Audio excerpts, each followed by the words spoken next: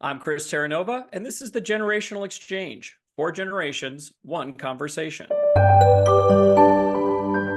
The business world is a tapestry woven from different threads. The experience of seasoned veterans, the tech-savvy energy of the younger generation, and everything in between. In this podcast, we'll unravel those threads, exploring the unique perspectives from panelists in their 30s, 40s, 50s, and 60s on today's business challenges. By bringing together these unique voices, we hope to spark new ideas, bridge the generation gap, and equip listeners with a well-rounded approach to navigating the ever-evolving business landscape. Well, this is so exciting. This is episode number 12 already. It's hard to believe. And in a moment, I'm going to get to trot out a very special guest. But before I do that, I want to introduce our regular panelists. Joining us all the way from Columbia, Missouri is our dear friend, Mark Russell, representing someone in their 60s. Good evening, my friend, and thank you for making the 600-mile trek in time to record the podcast.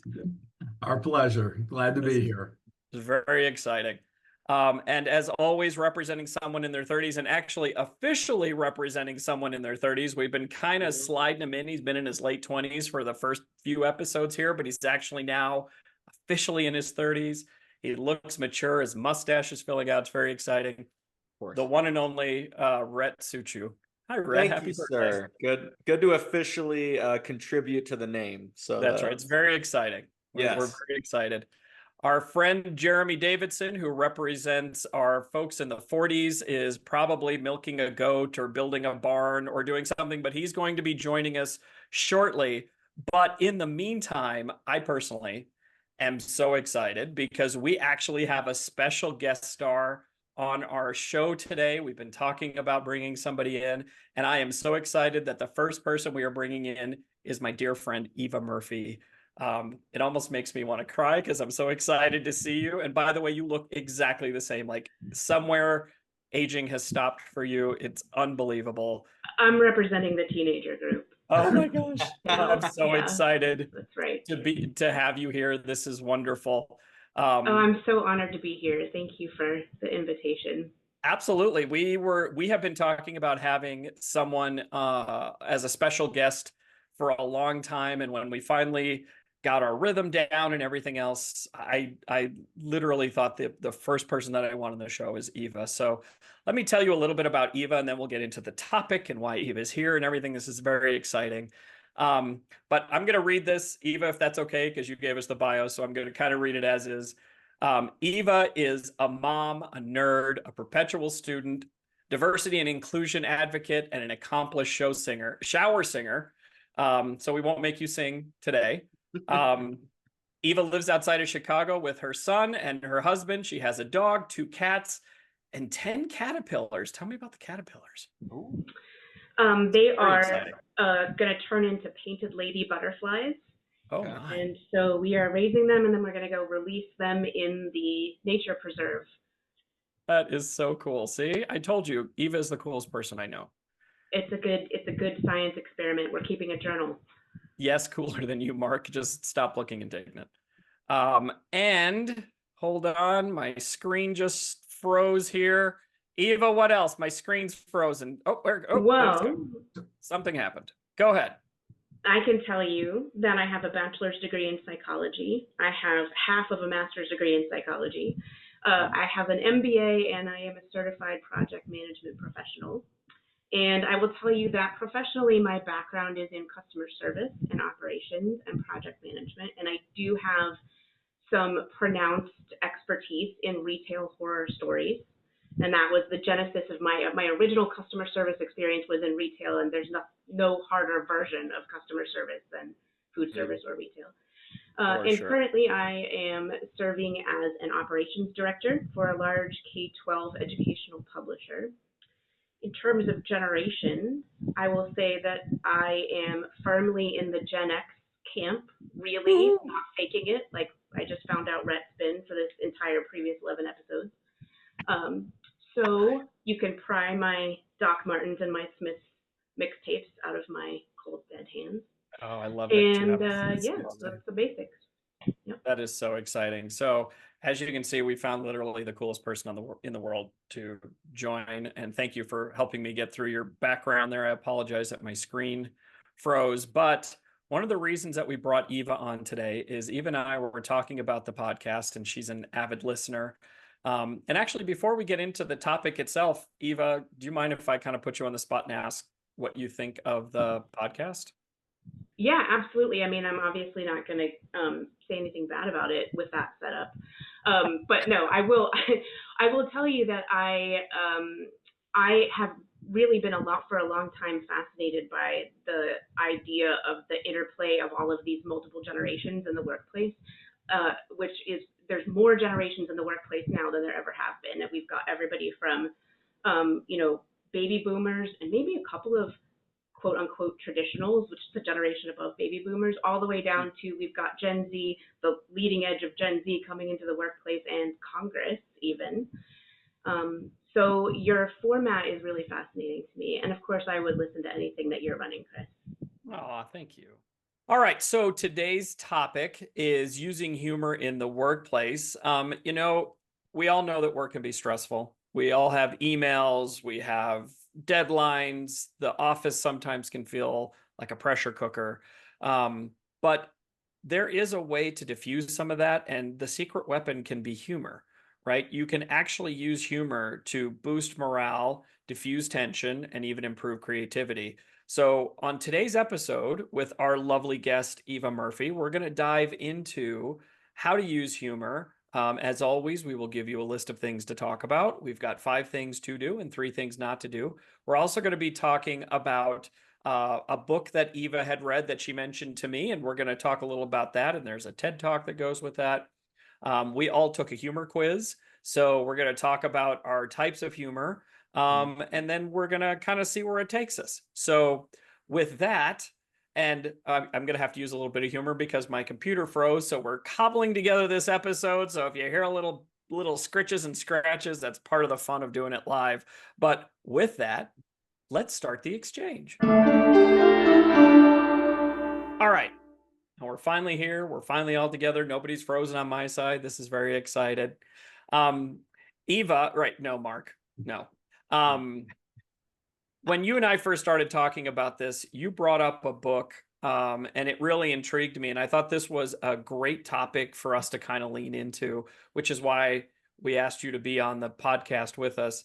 But before we dive into the book, maybe you could just talk a little bit about, how you see humor in the workplace. Like, why was that an interesting topic for you? Yeah, sure. So, I mean, I think the reason that I liked the book is also the answer to your question, which is that humor, it was the first time that I'd really heard somebody talk about humor as a soft skill for business success, or as an aspect of business acumen or leadership acumen, in the same way that you would talk about like emotional intelligence or effective written communication as a soft skill. And that makes so much sense to me because as a leader, especially as a people leader, you're so often trying to foster a very particular culture that it encourages creativity and collaboration, and those are things that just get killed by stress and fear and anxiety. And humor is such an effective tool to diffuse stress and anxiety and fear, and create that environment where people feel safe to have ideas and try new things and work with each other. So I think that's why it fascinates me so much. I'm also fascinated by humor just as a kind of as a practice. Like if you study the great stand-up comedians, there's such a science and there's such a precise way that each one of those individual artists practices sort of executing their humor, and that is interesting to me in kind of an academic way as well. Oh, that's great. And I think you just summed up the whole thing very succinctly, which is, Great, we're done. a soft skill. That's great. This is why you're a director in a large corporation, right? Is because you know how to put words together and make them sound much smarter than I would have. But the book we were talking about is Humor Seriously by Jennifer Aker and Naomi Begonis. And if you're watching the video, Eva has a copy up.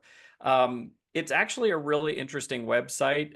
We're not making anything off the book. It's not anything like that, but we thought it was a great touchstone to kind of kick this off and talk about humor in the workplace, because I think, as we think about even from our generational perspective, humor changes over the years. What's funny, what's topical tends to change, right? But I think the overarching thing is if you use it well and you use it appropriately, it can really make things better in the workplace. Um, Mark, talk a little bit about that from your perspective before we kind of start diving into all of our numbers. Yeah, so I think there's a couple of things. Number one is we all need to have situational awareness. If you're in a very serious situation, obviously humor may not be better interjected. But in a lot of cases, and I tried this with my own team meetings, is I tried to take it from more of the social events that we had, the ease of the conversation, the banter, the fun nature of it, the joking around. Those are things that even in team meetings can be very important, and even in customer meetings. There's, like you said in the beginning, Chris, there's enough stress, going on. People really look for some of those outlets. And a wise man once, in a meeting, in a very tense situation, he kind of used the phrase, "Hey, I don't know why I'm here. I'm just the eye candy." And it just completely broke that tension. And yes, their initials are Chris Terranova. But, nonetheless, I mean, those are the things that really then puts everyone at ease. And I think as you can look at it, but again, it does become situational awareness. It's not always appropriate, but those are the things that I think, really make the job fun because, again, there's enough sleepless nights to go along with any position. Yeah, for sure. Rhett, any thoughts on that? Yeah, I mean, this is a super interesting topic because I think it's interesting to see it from different levels. Eva, I guess I'd like to know from your perspective, do you think humor can be used effectively from the top of the leadership chain all the way down to kind of the individual manager, or does it change much between parties? What do you think? Yeah, that's a great question. I mean, I think maybe the way that a person would employ humor might be different depending on your role in the organization.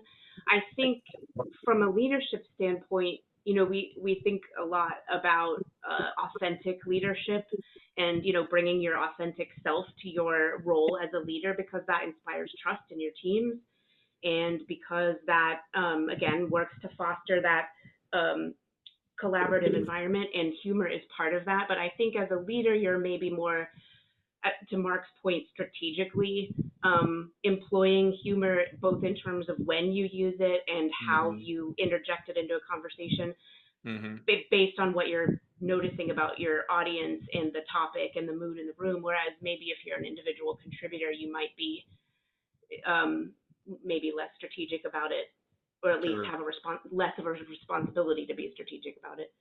Sure. Is this something that and I'll have Chris get us back on topic if I get too off here, but I love this type of conversation, maybe how you'd use it. Is this something that like you have maybe managers that report to you kind of take the test and see like, hey, have you ever used humor in the workplace? And they're like, no, I'm not a funny person. You're like, well, humor comes in different formats. I mean, like, do you talk about this with your kind of team? Yeah, absolutely. And I think we talk about it in the context of emotional intelligence, maybe like as an aspect of emotional intelligence. But what I find honestly is people that gravitate to leadership roles tend to have good senses of humor and tend to kind of have an instinct for employing humor and when to employ it. So I'm not sure, it might be a chicken and egg situation there. Yeah. I'm not sure whether you become a good leader because you're good at humor, or if humor is just part of the picture of being an effective and authentic leader. I'm not sure. Right. I think part of it, if I could speak to when I've used humor most kind of in the workplace, is usually ironically when you're dealing with those maybe more stressful situations, or obviously it's not like in a room where you're having to do a termination or anything like that, but when, hey, it's Friday at 3 p.m. and your support team gets hit with 100 case and you're like, well, at least it's not busy on Friday. We all get to leave early. it's not that you're necessarily de-escalating the seriousness of the issue, but you're trying to kind of motivate the team to, hey, we're all in this together. I understand as the person that's supposed to be at the front of the group that this is not ideal. Let's kind of rally behind it, right? So I'm going to throw this one out as well, being the quote unquote, boomer of the group.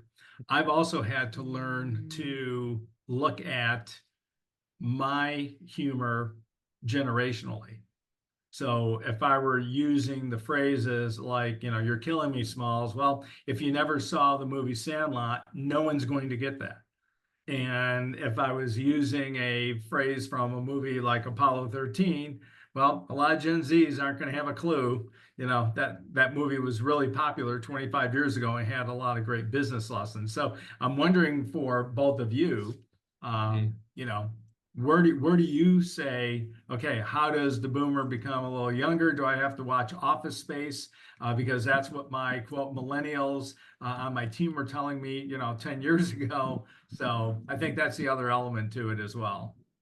Yeah, I could not agree more. I can't tell you how discouraging it is as a Gen Xer to find that people don't get Seinfeld references anymore. To me that seems like it was, a couple of years ago, but it wasn't. And I also, another example is, zeitgeist change and culture changes, and I have this like little piece of shtick that I use a lot when I'm talking about affinity bias in hiring. And I always would say, well, I tend to hire Ravenclaws. And so I'm trying to, I have to really watch my affinity bias. I have to make sure that I hire, represent all the houses of Hogwarts. And so that I talked about affinity bias and hiring bias in the context of Hogwarts houses, but that's a little problematic now because the context is how people feel about where J.K. Rowling has gone in her career since the release of those books. So there's another example of kind of, timelines shift and perceptions shift, and sometimes you have to use different kinds of metaphors there. I also use a lot of Star Trek metaphors, and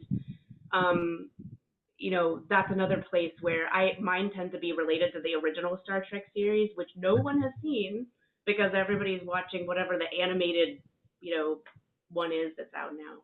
So, yeah, totally couldn't agree more. Well, and then, talking earlier as we did, having a Gen Alpha grandson and you have a Gen Alpha son, they couldn't believe that.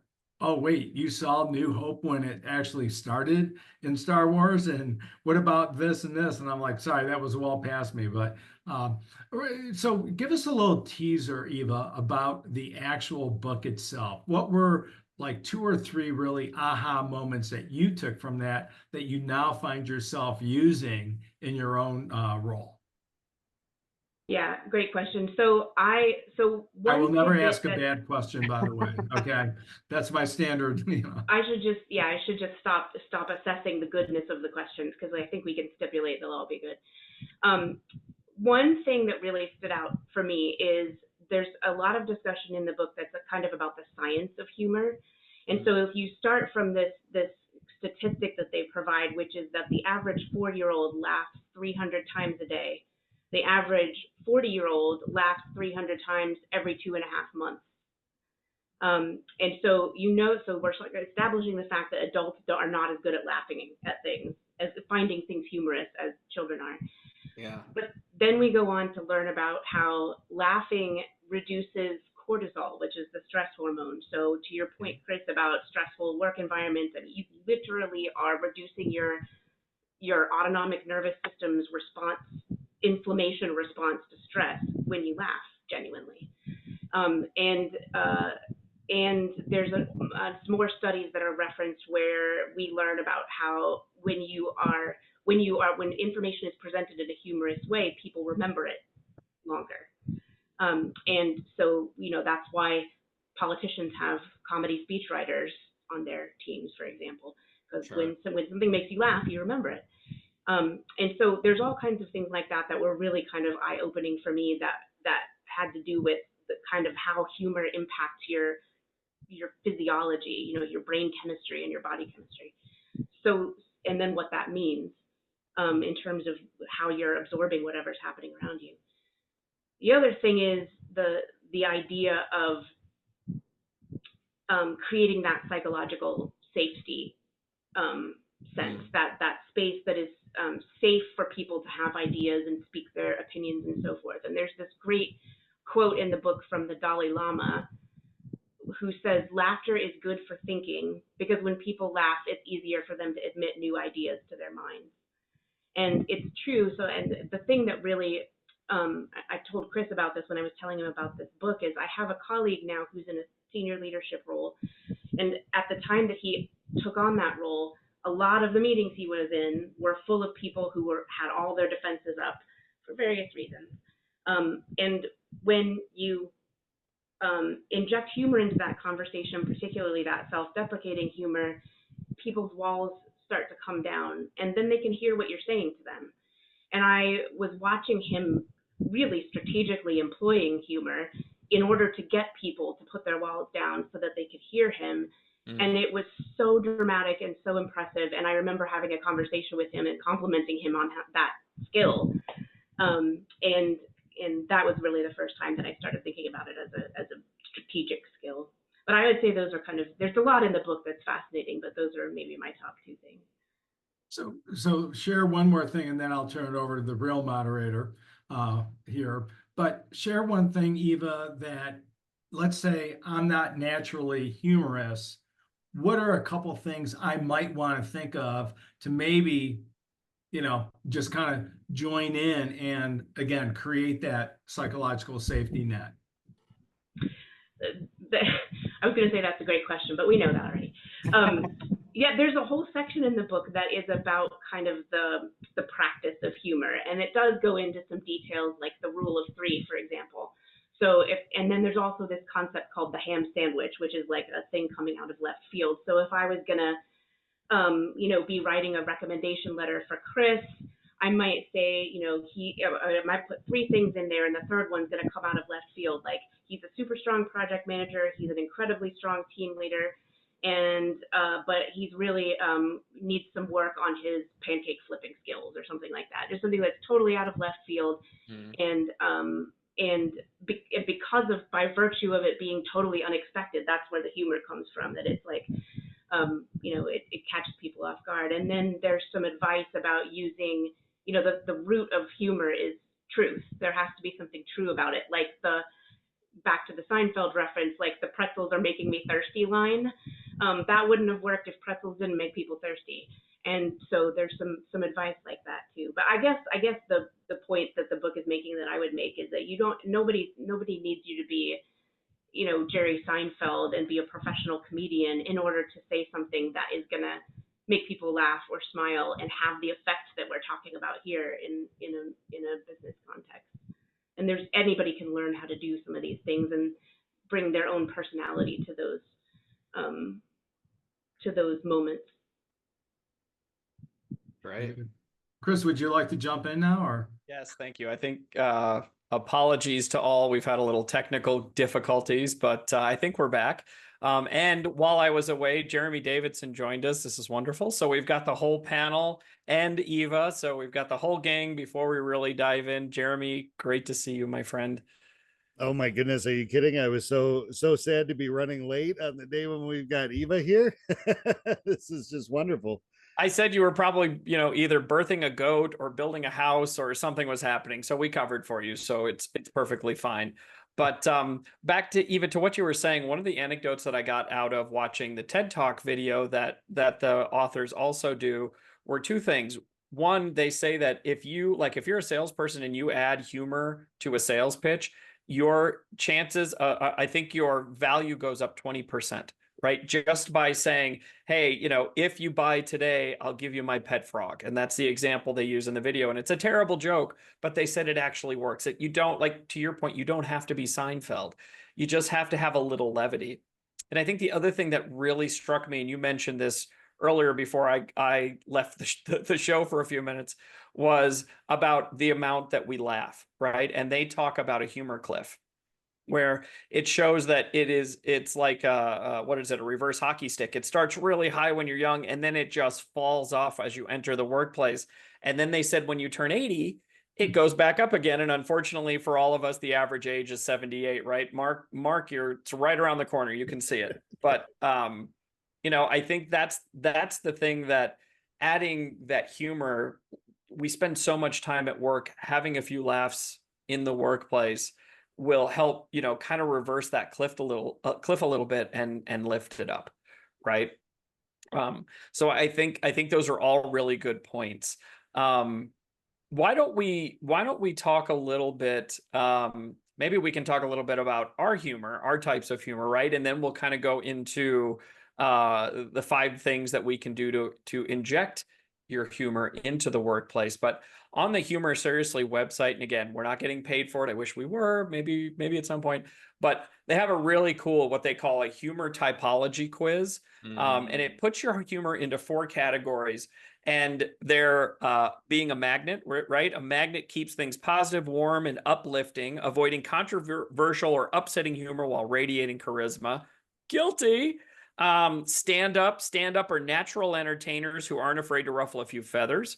Sweethearts are earnest and honest, and the humor often flies under the radar. And then there's snipers, which are edgy, sarcastic, nuanced, and unafraid to cross lines in pursuit of a laugh, right? So we all took the quiz. Jeremy, I don't know if you had time to take the quiz. We were talking about the quiz, but Mark, I would love to start with you and see how you ended up on the humor typology spectrum. So I was 46% magnet, 28% sweetheart, 22% stand up, and only 4% sniper. Now, maybe the sniper is a little bit higher with my closest friends, in a non-work environment. But right. I think, as I mentioned earlier, the situational awareness. And I think one of the other things I learned early on in my career is what would be funny between 2 people that really knew each other really well. And they would use that humor in the office back when everyone went to an office, regardless of, any illnesses and things like that. That was one of the fine lines that sometimes I even had to coach someone on, saying, you know what, you and so-and-so, you're like, brother and sister. However, when, person C is trying to join the group and they may use something and it now offended you, you've got to look at your own situation. You've got to say, did I open up the door for that type of comment to come in, or that type of humor? So again, it just comes down to that situational awareness. But again, especially when you're leading a team, especially in the early years, you've got to be very cautious, in some cases, not to cross the line. That's right. And I think you being well-rounded like that kind of speaks to your personality. That's exactly kind of how I would see it distributed, very little sniper, very warm. I think that it's pretty accurate. So while Chris is trying to figure out some other details, Eva, how did the assessment kind of fall into your numbers, and what did it show, and were there any surprises for you? Almost identical to yours, except my stand up and sweetheart are switched. So I've got 39% magnet, 28% stand up, 23% sweetheart. I am a little more snipery than you at 11%. So I have a little theory in my head that I'm wondering if it's going to prove out, kind of like we were talking about before, about how people that gravitate into leadership roles tend to have good senses of humor. I'm wondering if people who are in leadership roles also tend to fall into that magnet type of humor. Because I think if you were 85% sniper, you might not be that successful as a team leader. That's my suspicion. But again, I don't know whether that's a chicken or an egg. Yeah. I'm curious to see how Rhett and Jeremy came out. Yeah, I came out, so I was decently close to Mark. So I was 41% magnet, 32% stand up, 18% sweetheart, and then 10% sniper. I'm surprised I was higher on sniper than Mark, but I think I'm gonna blame Chris on that one, because we tend to get pretty snippy. But I mean, generally, I found that this matched at least what I thought, and I didn't look at the categories or anything before, but when I read it, I said, yeah, that kind of makes sense. A lot of my humor, ironically, especially early on in my career, I got from Jeremy, who I'll be interested to see how you turn out. But Jeremy is like the most warm-hearted, loving guy, comes into a conversation laughing type of thing, right? And that's where I saw him using that leadership style and that kind of comedy and saw it work effectively. That to a degree, I'm sure I've emulated that as I've continued to go into different roles and seen it work effectively. So yeah, I think mine worked out pretty well, and that I tend to use my comedy to try and not put myself on a pedestal at all and try to raise up others and give them confidence to help out the team. So I really liked it though. It was cool. It's really the superpower for Jeremy was his humor is the icebreaker. His humor is the one that will put everyone at ease and be able to allow everyone. And as you had mentioned, Eva, a couple times, loving the phrase, authentic self. Those are the elements that tie in. So, Jeremy, I know you're coming in a little bit in the middle, but talk a little bit about how you've interjected humor in all your different roles, especially now that you're, back in another senior role and meeting people for the first time. The oh well, first I'm all choked up by what by what Rhett said. Needed that today, man. I appreciate it. Hey, I got you, buddy. It's all truth. All true. The I'm going to be really curious to take it. I ended up having quite a day today, but the I'd be willing to bet I probably end up somewhere around 98% sweetheart. I tend to be really cognizant about not offending folks. I like self-deprecating humor. I think it's great. Where I struggle a little bit is will be transparent, since I'm having a day today. Is to find that line and that balance as you move up, manager, director, VP, or head of. Be really curious to hear from Chris on the C-suite level, of how you find that balance of humor, but not being a goofball, right? Because I tend to in my own interactions, even at the level I'm at, I tend to use humor to de-escalate situations, to connect with people, being very sensitive not to offend them, but interweaving that into your stories, right? So people kind of let their guard down. I even enjoy doing it during interviews, because it doesn't do me any good to interview somebody that's nervous, right? I want them to put their guard down and show me who they are. But yeah, I'll return back to my concern, right? Is how do you balance that as you move up through the ranks? I think humor allows you to be that approachable leader. And I tell Chris all the time, one of my favorite shows was Suits. And sure. I always get super jealous that I don't come across like the leader that's in that polished suit, and is all buttoned up and has his act together and he's all business all the time. So I think nobody talks to that guy, right? Nobody tells that guy anything because everyone's scared of that guy. But is that I bet people tell you things all the time, Jeremy, and that are in confidence, or that because they trust you, that no one's going to tell the guy in this button-down suit with the three-piece vest or whatever. I don't know how when you go back, when you talk about psychological safety at work, Jeremy is the epitome of that, right? Because he is warm and kind, and he is funny, and he is self-deprecating. And as we go through the 5 things, Jeremy, I think you're going to see a lot of the do's in how you behave, right? So I think I don't think any of us want to be that uptight business guy, other than, he's got great suits, right? He looks fantastic in a suit, but I think we all want to be more open. And, you were asking about how I do it in the C-suite. I took the test, right? And I was a little more well-rounded than you guys might think, right? So I was 31% magnet, 45% stand-up, which I'm not surprised at. I was only 6% sweetheart, because I'm not a warm and cuddly kind of comedian, and 19% sniper. But again, I think that is more targeted at the people, one, that I know can take it, and 2, it's almost like a sign of affection for me. But I think one of the things that even in my new role, right, I immediately used humor to start breaking down walls. Like one of the things that I did with my first team meeting was we did 2 truths and a fib, and I got mine completely backwards. Like one of my truths is, one of my fibs is I don't have tattoos, and I do. I have 2, right? Nobody thinks I have them, so I always trip somebody up. But I couldn't quite get it right. And I kept saying I didn't have tattoos. And about a third of the way through, I realized I did. So I just, in the middle of the meeting, I just rolled my sleeves up and said, I'm just a complete liar. I have tattoos. And it kind of made everybody laugh. And this was like my third day, right? So being able to be a bit self-deprecating to show that regardless of your title, you're still a person, right? I'm still a person. And as we go through these, Rhett, you and I have talked about this and we've talked about this in other episodes about how you originally felt me to be very intimidating simply because of my title and my status. But once we got to know each other and, maybe after a few cocktails and some shuffleboard where you cheated, you got to realize that I was a very nice person. And, I always say I'm a pussycat, right? Yeah, like a mountain lion. That's what I always say.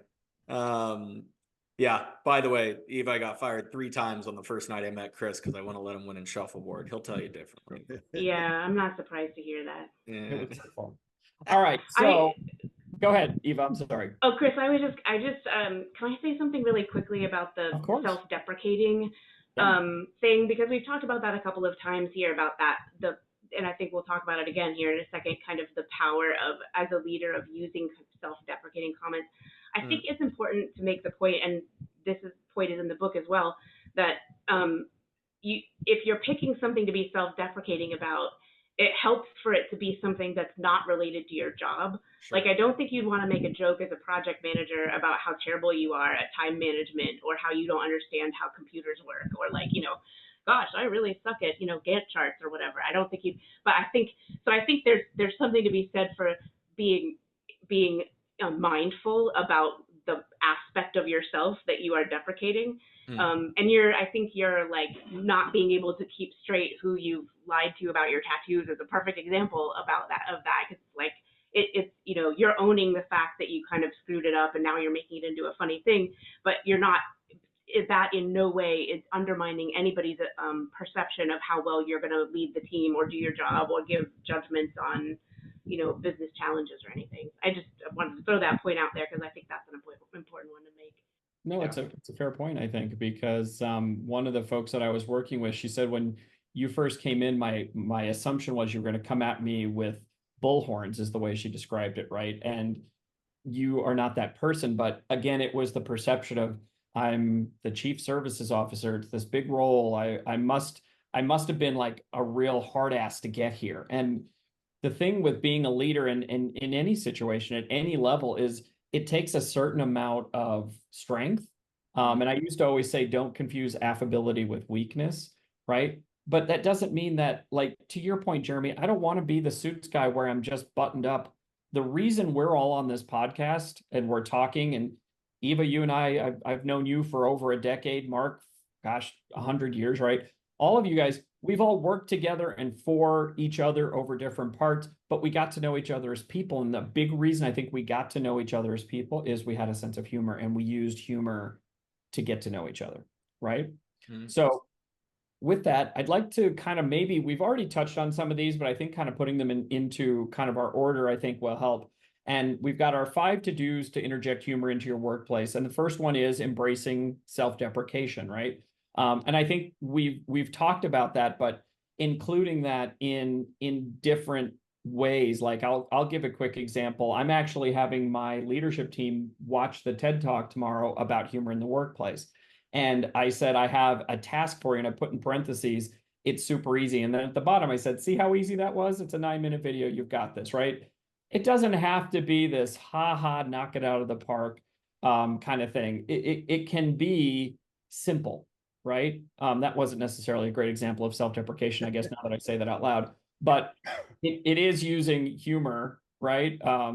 So I don't know. What do you guys think? We've talked a lot about self-deprecation, but using that, especially even if you make a mistake, and kind of owning it, but owning it in a funny way, it also, I think, helps people feel like it's safe to make a mistake. Like, we all make them, and to kind of like not fall apart. Like, for example, I've had to drop off of this call 3 times, right? And I'm using my humor and trying not to throw my computer out the window, but these things happen. This is life. It's messy and inconvenient, and a lot of times things don't happen the way you expect. Kind of rolling with it and being lighthearted. kind of help set the stage for everybody else. So I will pause. Eva, I'm going to start with you. What are your thoughts? Yeah, I totally agree. And an example for me is the bullet points that you read off when you were introducing me. Like, for example, my 10 caterpillar household and my being an accomplished shower singer. That's actually my profile bio on my Salesforce profile at work. Oh, wow. And it's because I had this kind of epiphany a couple of years ago where all of my bios were very like buttoned down and like all buzzword, 100% buzzwords. And it was that way on LinkedIn, and it was that way on a fake profile picture that didn't even look like me because my hair is never looking as good as it was in that picture. And it was black and white and very dramatic. And I just blew all of that up because I want to seem approachable, to your point, and I also want people to know that I'm a person. And so the shower singer thing is like, yeah, I love singing, I love music, I love musicals, but I am very well known for getting busted performing Broadway shows by myself in the car. And people will pull up to me, at a stoplight, and I'll be doing all of the parts of Les Mis or whatever. And that's an example of like, yeah, that's the self-deprecation. I'm not, you guys don't tell anybody, I'm not really that good at it. Well, let me ask you, Eva, how do you take that and put that into like your workplace? You have a team, you have people you work with, work for, that work for you. How do you pull some of that self-deprecation into the workplace to kind of lighten that up? Yeah, I mean, I think so what Jeremy said about using humor in interviews, it resonated a lot, and that's a place that I use it to. And it's also any situation where I've got somebody who's visibly anxious or nervous or tense, or like they're not going to learn whatever I'm there to train them on, or they're not going to absorb whatever process we're there to talk about. They're not going to have creative ideas about whatever we're trying to solve because they're too anxious or they're too fearful or they're stressed out. And that's an example of a time when if I find an opportunity to be like quote unquote silly Eva, and I can interject, find some way to laugh at myself. Everybody wants to laugh at the boss, realistically, right? Like it's funny when your boss screws up. And so if I can find a way to highlight a thing where here's a training example that I created by messing something up, or something like that, that helps to kind of bring the temperature down a little bit so that people can return their energy to the task that you're trying to work on in that session. No, I think that's right. Mark, what are your thoughts on that? No, I agree with what Eva said. And, and even in my line of work, being a coach and a mentor and a consultant, you have to build that immediate rapport in order to, really make a short-term impact. Because, it's not like I'm on a 3-year engagement, even though I was one-on-ones. But, nonetheless, I think it's just one of those elements. So you do have to laugh. And my wife heard this one 1,000 times as I was, coaching and working with the 3 of you, and then the 52 others. But it was like, hey, here are the things about me, and let's just kind of get past the professionalism, but now let's get into the real issues and stuff, and have that rapport. And and the example that everyone always heard is, I'll be blessed for 42 years to be married to my bride this July, and I always told her right from the get-go, you've got to tell me directly. I can't read your mind. I can't read between the lines. I'm not that smart. So if you don't tell me directly what's on your mind, I'm going to continue to disappoint you. So I think just setting that stage, that lets everyone know. And I'm thrilled to now see Jeremy, the master of the background views, actually has his magnet and stand up and sweetheart. Jeremy, you're less of a sweetheart than you thought. I know. I was shocked. So read your numbers off, Jeremy. Taking the test. What a plug for that assessment. That was kind of fun and super short. So 48% magnet, 28% stand up, 21% sweetheart, and a whopping 1% sniper. All right, I'll take it. I think that's the highest magnet score and the lowest sniper score. So I think you've empirically proven Rhett's assessment of you. Well done, Rhett. Thank you. That's the one time I'll be right on this show. I'm going to take it. Right. Mark that on the timestamp. Let's mark that in. Rhett, any thoughts on the self-deprecation piece? No, I think you guys really nailed it. I'd say I find this one probably more difficult than the other ones in general, just because I'm always trying to give off the best impression and be ready for that next step or position or whatever it may be. And I've obviously had to impress three very impressive gentlemen and bosses on this call already. So I tend to say that I'm working on working this one more into my my set. Yeah. But yeah. I think that's fair. I think that's Yeah. fair. I think it helps with that approachability, right? And maybe it doesn't have to be a joke. Maybe there's a tie in there back to back to storytelling, right? Mhm. Where it could be a story of maybe one time it didn't turn out so well, right? Right. You guys have all heard my stories of building the house and the ranch out here. Um, and generally the nut and bolt of the story is screwed up way more times than I celebrated, but every one of them was a learning experience, right? Yeah. Well, and Rhett, to your point, Rhett, about if you're in a situation where if you're not the team leader and you're not trying to put other people at ease by like deprecating yourself, you've still likely got stories about your earlier career Yeah. as something that you learned, and you can that's another genre of this self-deprecation. Let me tell you what I was like when I was 20 and I was in my first leadership role, and listen to what I did, and that's how I learned to do it differently this way.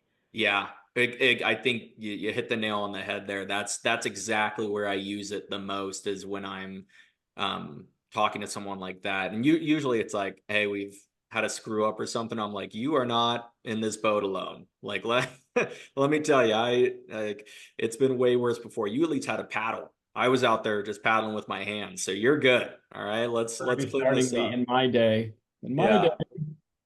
All right, let's keep moving. The next one is finding funny in the mundane, and I think we've all had situations where we have repetitive tasks, or our team has to have repetitive tasks, and trying to liven those up a little bit can really help. And the example that comes to mind for me is back when I worked at the same company Eva worked at. We had a huge project that was out at the second largest school district. We were delivering iPads and everything else, and we were just developing the software. And so we literally had to, what we called side load the content onto like 50,000 devices with a flash drive. And so we had to just sit in a room and put this on and pull a flash drive in and move it out. So we started calling it SneakerNet because we didn't use the internet. We were using our sneakers to walk from one room to the next and put things together and stuff like that. So we kind of made a joke out of it. I think we even had t-shirts for a while that said SneakerNet on it because it was kind of our inside joke,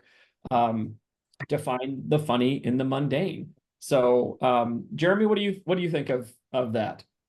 Oh gosh, it's probably why the image of the three guys beating the crap out of their printer in Office Space was such a funny historical, like everybody for generations will remember that scene in that movie, right? Because it resonated with everybody. Those darn printers in the 90s. I don't know if do they still sell printers?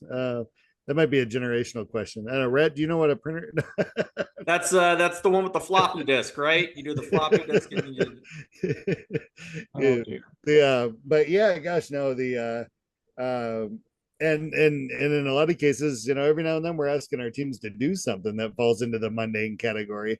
Being able to kind of liven that up and build that sense of camaraderie with it. It may not be the most fun ask in the world, but we can still have some fun with what's going on here. I think there's a lot of positive takeaways in being able to play with that one.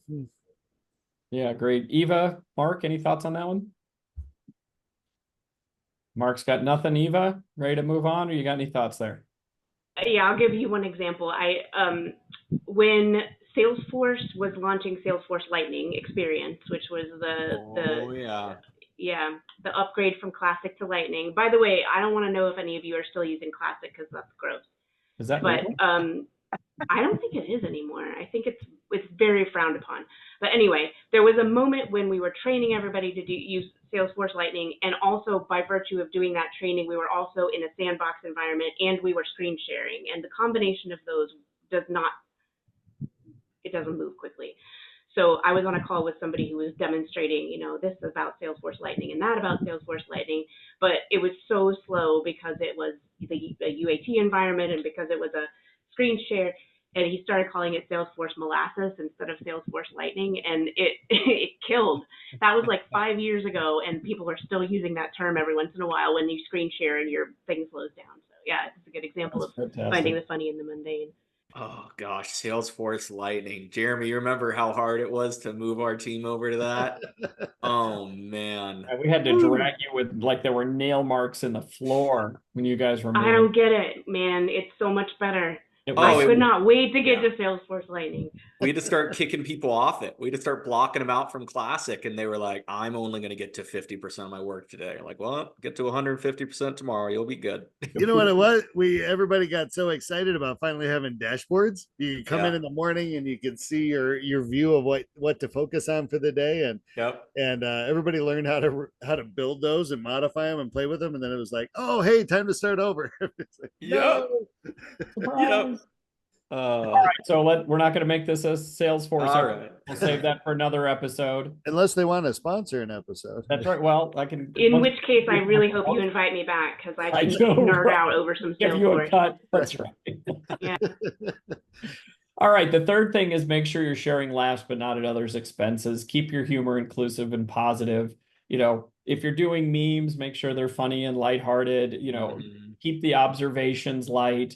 Where you can, try to avoid sarcasm and inside jokes, especially if you're in a larger group. Now, again, you can hear us all poking fun at each other, but we have known each other a really long time. Right after I started, it was someone's birthday, and so I sent them a dancing chihuahua birthday meme, and said happy birthday, and sent it to the whole group so everybody could see it was their birthday. And it, again, to me, it kind of, one, he was surprised I remembered his birthday. He was very excited. But two, it kind of just brought a little bit of funny with the dancing chihuahua, right? So, Jeremy, what's your thoughts on that one, sharing the laughs? I was so offended by the dancing chihuahua. I didn't even know what to tell you. I agree. Especially you just never know how somebody's going to react to it, especially in a public setting, right? It might be perfectly appropriate to kind of rib somebody. Frankly, our after show wrap up 15 or 20 minutes is usually a lot more jam-packed full of laughs, but they may not all be appropriate for during the episode sharing, right? And I don't know, you just never really know how folks respond to that kind of thing. So I would tend to agree. Self-deprecating, you pointed at yourself. I guess if you're offended, you're choosing that, but I don't know, I generally won't aim it at somebody else. But yeah, for sure. Eva, what are your thoughts? So I want to credit my friend and mentor Kendra Thomas for what I'm about to say. She is do you remember Kendra? I don't know if you, Jeremy and Chris. I don't know. The name rings. There's so many names that ring a bell. I feel terrible. I don't remember everything, but I am old. I don't know if you overlap with her. She was at Pearson. She was in a VP role for diversity and inclusion. Okay. And so she used to do a lot of the manager training on, for being inclusive in various different scenarios. And here's what she would say, because people would say to her, like, I don't know what's going to offend people. I have no way of knowing. It's too complicated to try to figure out what's going to offend somebody and what's not. And what she would say is, you don't have to worry about what's going to offend people because you can't control that. It's unpredictable. All you can control is your own behavior and your own conduct and your own communication. So if you're trying to figure out whether something is appropriate to say at work, and this goes for humorous comments too, you just have to answer two questions. Number one is it sexual in nature? Number two, is it demeaning or degrading to another person or group? And if the answer to either one of those things is yes, that's a red light. Don't say it at work. If the answer to both of those is no, you're probably in a green light situation. The tricky thing is the yellow in between there, where you're like, to Jeremy's point, like maybe it's a little bit demeaning to Chris Terranova what I'm about to say, but kind of intentionally, and I know he can take it. That's when you're in that like yellow light area. So just like with the traffic light, you can decide to go forward with it, and you're making that risk assessment in your head, like I think I'm going to get away with this. I'm going to go forward with it. Maybe you don't sometimes. So but the traffic light is a good analogy because if it's green, go ahead. If it's red, stop talking about it. And if it's yellow, think about your audience, think about your situation, think about who's going to hear you and who's going to overhear you talking to your colleague that way, and make your risk assessment and make your decision about whether to go forward. Yeah, I think that's a great analogy, right? That's a really easy way to look at it. And I think it almost ties into one of our other topic points, which is read the room, right? I think if you're in a group and we've all worked together for a long time and everything's good, that yellow's probably a dusty yellow, right? But if it's a relatively diverse group, and some people may not know that Jeremy and I have known each other for 12 years, and and it's more on the orange side of yellow, then read the room a little bit, check and see, especially if it's a new situation. I'm going to kind of just run into that one since I already brought it up. Reading the room is going to be really important with all of these. You can tell right away. I was on a meeting today and everybody was meeting each other for the first time, and it was a customer and us, and there were people from my company that didn't know each other. This was not a place to start having jokes, right? I mean, you could just tell everybody was very serious and only answering the questions. That's not a place to do that. So make sure you're paying attention, look for body language, kind of adjust your delivery, adjust your comedy appropriately based on the room.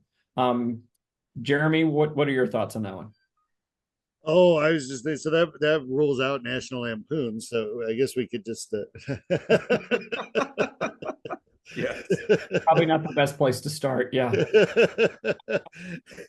Brett, that was a magazine back in our day. That what's a magazine? Oh, that's a good question. Read the room. I mean, if you think about like Ricky Gervais is the poster child of not reading the room, exactly. right? And intentionally, like that's part of his shtick. Like he doesn't care what the room's doing. He's like he doesn't see yellow lights. Like everything's green for Ricky, and he'll say that. Like I don't think anything's off limits. I don't care who's in the audience. I don't care if it's going to offend somebody. Everything's green, and that works for Ricky Gervais because he's a comedian. I don't know if it works for a director or a manager or a VP right. in a business meeting. So it's interesting sometimes to think about what that would look like if you didn't have the yellow light and the red light. Right. Yeah, no, I think that's right. Rhett? Yeah, I think a lot of this is reading the room, and probably, including this is reading the situation, right? You're talking about, hey, you're meeting a customer for the first time. You're not quite sure. Everyone at your company is especially trying to put on their, best version of themselves and everything. Probably not great to bring up, that time that you had that one customer that things didn't go smoothly. But if you're in a room of 5 of your team members and it's 9 p.m. and you're working on a late assignment or something, obviously there's going to be a different kind of sense of camaraderie there, and you're in the trenches together. So yes, this is very important. I'd say as a leader in general, and these are kind of within these, if you're ever going to go for the jokes that are at someone else's expense, like really make sure you're close to that person. Like I would just really dislike to be the leader that puts one down. You totally throw off their relationship with the rest of the team or how they feel about themselves or anything like that. So reading the room, especially when you're talking about those people. Yeah. Oh, and especially when we're virtual, right? It's hard sometimes to read body language when you're only seeing this, or you can't see them at all and there's just a symbol, right? So you really do have to proceed with caution. And Jeremy, I'm sorry I cut you off there.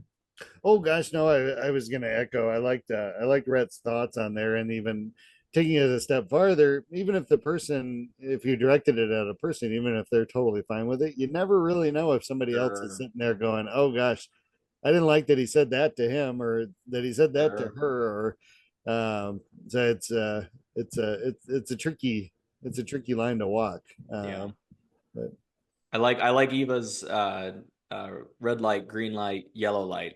So everyone keep track of that and try to use it. That's right. Unless you're colorblind. Correct. Red's on the top.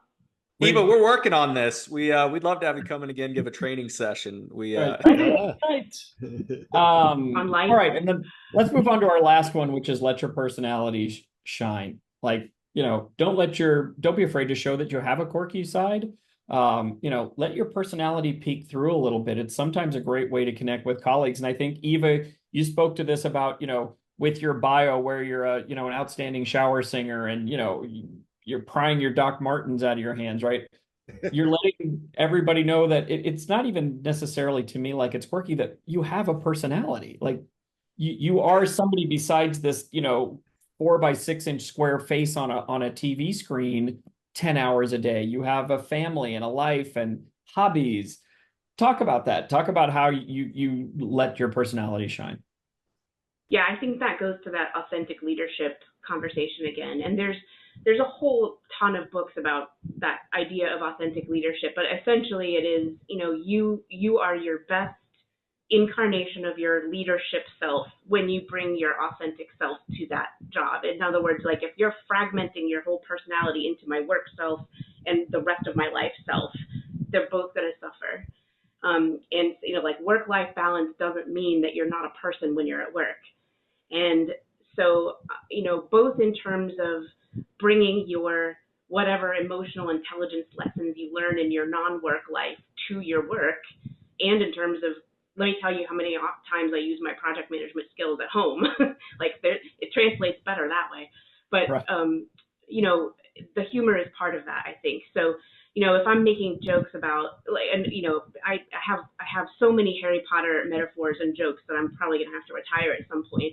Because I've been told that, like, people, I don't know.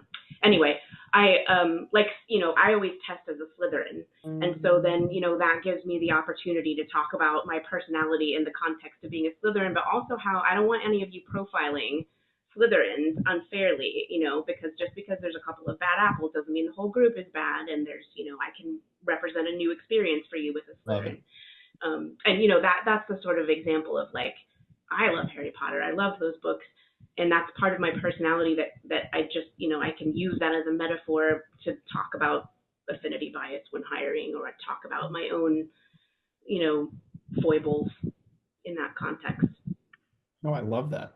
I think that's great. That's a great example of kind of bringing in something that interests you into the workplace and putting a personal spin on a business topic, right? And still making it topical yet relatable. I think that's fantastic. Mark, any thoughts on that one? I agree with Eva on it. And one of the things that, I think the three of you will relate to is that, as we had a certain manager meeting with 50 directors and managers. Brett and I collaborated. And so we had a little Marked bingo game. Oh, And, yeah. because Yeah. Mark was known to use a metaphor or a quote here and there. And What? so, we gave away gift cards for those that filled out their bingo card appropriately, from that perspective. And I think, again, that just brings a lot of fun into, the seriousness of the meetings that we were having. But yet at the same time, luckily, we're not doing brain surgery. We're not, saving lives more or less, but, we just need to have that humor, and interjected in everything that we do. So, and my last funny comment will always be, being in the software industry for, 35 years, we always waited for that time when you were doing a software demonstration and there would be a glitch. And all of a sudden the computer froze and we'd say, let's tell you how you reach out to our support desk. And so that again just kind of brought a little bit of ease to the customers in the audience, as well as ourselves, as we were paddling like hell underneath the water to try and get everything restarted.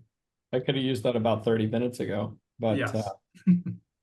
well, Jeremy, you and Rhett will probably remember all the criticisms, right? I mean, I think that's probably the easiest example for me, is I used to, kind of tackle a problem and say, I don't know if we're, trying to put 1,000-piece puzzle together and we don't have the lid. So are we trying to build a kitten on a mountain or a mountain of kittens? I don't know what we're looking at here right now. And I just had all of those type of things, or, opening the kimono, even just that visual would sometimes be funny. And it was relaxing for me. It kind of took the pressure off of me, right? Like it calmed me down. I know when I was doing presentations, and Eva, you may have even seen some of these back in the day. A long time ago, there was a show on called Terra Nova.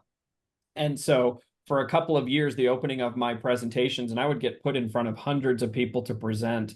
And I would have the picture was in the show Terra Nova, this family got transported back in time to the age of the dinosaurs, and there were 4 people in the family, and I had 4 people in my family. So I put my wife, my kids, and my head on each of these people, and I said, by way of introduction, I'm the star of the new show Terra Nova, and it got the audience to laugh, and it made me relax too. So I kind of let my personality shine that way. Guys, do you have any anecdotes or anything you want to share there? Jeremy, I I'll would let like you to see go that first. slide, Chris. I was afraid the screen froze again. What's that? I would like to see that slide where your head is I on a will find it dinosaur. somewhere. I have it somewhere. I was lamenting the fact that I hadn't seen that. That was before Stanley Tucci. That was before there you Stanley go. Tucci. Yeah, that was, I think his name was Jason Mara, I think was his name. I'll find it. It was pretty funny. But again, it kind of broke the tension. And then while you guys are kind of marinating in that, I was also doing a presentation, and one time I'm talking and I have a microphone pack on my belt. And as it was me and Jacob, Eva, and we're walking back and forth as we're talking, and my belt literally went like that and exploded, and the microphone pack, everything fell to the ground. And my immediate reaction was, well, that's the last time I hit the buffet before I come on stage. And again, got a laugh, got myself put back together again, right? Just ran with it, and kind of took because the whole audience gasped. It wasn't funny. It was like, oh my gosh, what just happened? And I laughed, and then they laughed, right? So it kind of goes back to reading the room and all of that stuff, kind of keeping that going. It can help break those things down when things don't go perfectly, like Mark said, when you're duck paddling underneath the water. Yeah, I tend to say mine most frequently has been related to being a first-time homeowner, and most of my presentations, especially recently, Eva, I could write a book on how many issues I've had with my home, but I've started basically every presentation off recently with, well, there's no way this can have more problems than my house currently, so let's get this started, and then that leads into, oh, what's wrong with your house? Well, the well and the refrigerator and the water heater and What's not wrong with my house? It's exactly. when he sent a link to his Kickstarter that they had a Money problem. pit. Yes. His GoFundMe page. Yes. All right. Anybody have anything else about the things to do before we move on to the things to avoid? All right, let's move on to those. And again, as usual, these are very obvious, but sometimes they need to be said just to make sure you're thinking about them, because I think, again, tying back to Eva's red, yellow, green light analogy, if you kind of put them through that filter and think about that, you're going to avoid a lot of these. But the first one is, punching down and making sure you're avoiding insensitive humor. Try not to do jokes about stereotypes or prejudices or race or gender or physical appearance, any of those things. Like if you have a question about it, it probably isn't appropriate, right? And that's that red, yellow, green light. That's a really easy way to see that. But guys, any thoughts on that one? And ladies, sorry, guys is inclusive. Yeah, there's a girl in the clubhouse today. Thank you. I'm so sorry. Team. That's all right. Panel. Y'all, I would just again, like, and things that are demeaning and degrading toward another group or of people or person are not, well, I'm not going to say they're not funny to anybody, but they're not, they wouldn't be funny in a work setting. And I would add to, like, things like pregnancy status or military status or like there's like being having ADHD or like anything that is makes somebody different than somebody else would be not a good kernel of truth to base a joke on. Right. No, I think that's right. And I think that ties into the second one, which is, keeping it work safe. Don't go into TMI territory, right? Your workplace is not a comedy club. As much as we say you don't have to be Seinfeld, don't be Seinfeld, right? Not at work. It's just, that's not the place for that. Like, I think that's why it's really good that we've talked through how humor can be used in a safe space, in a psychologically safe way. kind of breaking down barriers, but you can also go the opposite direction and really make people uncomfortable. So you have to just think about that. And again, going back to the thing, if you're not sure it's appropriate, it's not appropriate. Guys, jump in. I was just looking at the three of these. They're all kind of in line with the stand-up. Who had the highest stand-up ranking? Probably me. I think I had 45% on the stand-up. Yeah, don't be that. Yeah, I mean, right. don't be Ricky Gervais, basically. There you go. Jerry Seinfeld actually doesn't use profanity, and he doesn't really do the vulgar content. He doesn't work blue, as they say. Right. But Ricky does. So like that's the example of like, and I love Ricky Gervais too, but like I don't think he's the CEO. Right. Whereas, and I think maybe that's the model to avoid. I like the I liked your call out there on really in keeping with any kind of HR, a reasonable set of HR guidelines. Anything with protected class stuff. I mean, just it was solid red light there. You're going to get pulled over. I think that's we're moving into police metaphors. Keep going. Right. Don't run the red light. You're gonna be pulled over.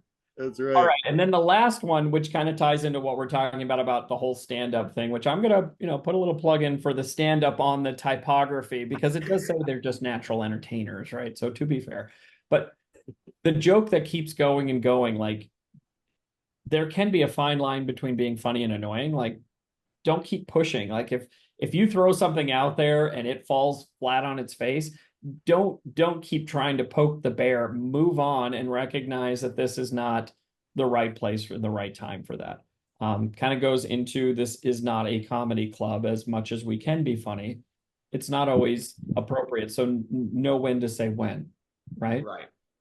Right. I think again that a large part of this whole conversation is using humor to be able to improve the situation and maybe break down some walls and such. And anything in these three categories just ruins that. It totally backtracks what you're trying to do. You'd be better off not telling any joke than doing this type of thing. As much as we're pushing use humor, but read the book and use it responsibly, right?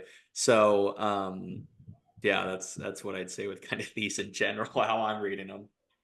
That's such a good point, Rhett. And I think, now that you're 30, I bet you're going to be making a lot of these excellent points. But I think that, Chris, I think you said this earlier, that humor can be a superpower. And so, with great power comes great responsibility. You want to use it to be a force for good. Right. No, that's right. You got to know when to throw your cape on, right? In any situation. Mark, did you have anything you wanted to tie us up with there?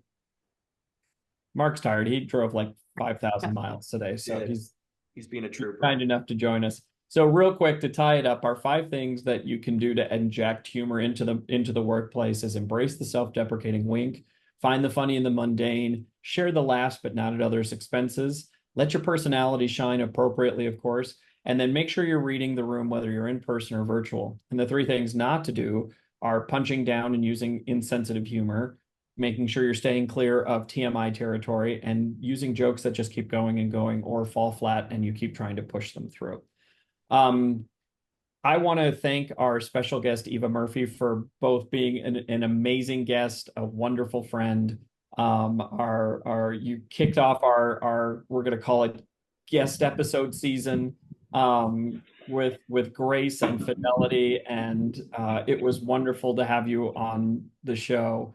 Any final thoughts from your experience? I know we had some technical glitches and you were all wonderful as I was floundering about. So thank you, Mark, for keeping things going, and Eva for kind of rolling with it. It's the first time I think we've ever had that happen when we have you on, but I'm just so delighted to see you and get a chance to talk to you again.